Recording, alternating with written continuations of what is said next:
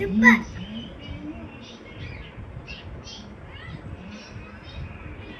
Hi hello ಎಲ್ಲರಿಗೂ ನಮಸ್ಕಾರ. Welcome back to my YouTube channel.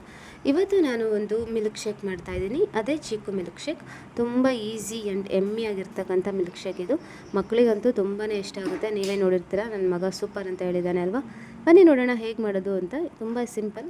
ಬನ್ನಿ ನೋಡೋಣ ನಾನು ಏನೇನು ತೊಗೊಂಡಿದ್ದೀನಿ ಅಂತ. ಫಸ್ಟು ನಾನಿಲ್ಲಿ 7 to 8 ಚಿಕ್ಕು ಚೆನ್ನಾಗಿ ವಾಶ್ ಮಾಡಿ ಇಟ್ಕೊಂಡಿದ್ದೀನಿ.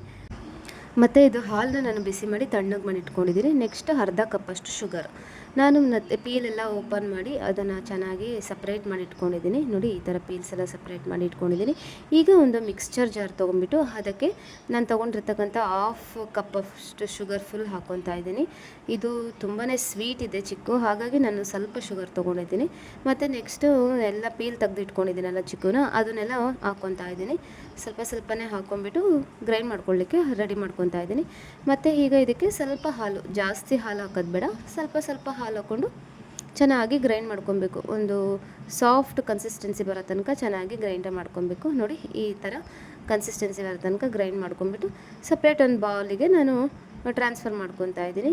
ಅಷ್ಟೇ, ತುಂಬಾ ಸಿಂಪಲ್. ಈಗ ಇದನ್ನು ನಾನು ಸರ್ವ್ ಮಾಡ್ಕೊತಾ ಇದ್ದೀನಿ ಒಂದು ಗ್ಲಾಸಿಗೆ.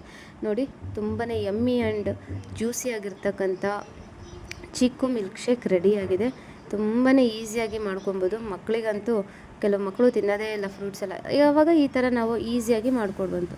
ಇದೇ ಥರ ರೆಸಿಪೀಸ್ ನಿಮಗಿನ್ನೂ ಬೇಕು ಅಂತಂದರೆ ನನ್ನ ಚಾನಲ್ನ ಲೈಕ್, ಶೇರ್, ಸಬ್ಸ್ಕ್ರೈಬ್ ಮಾಡಿ. Thank you so much.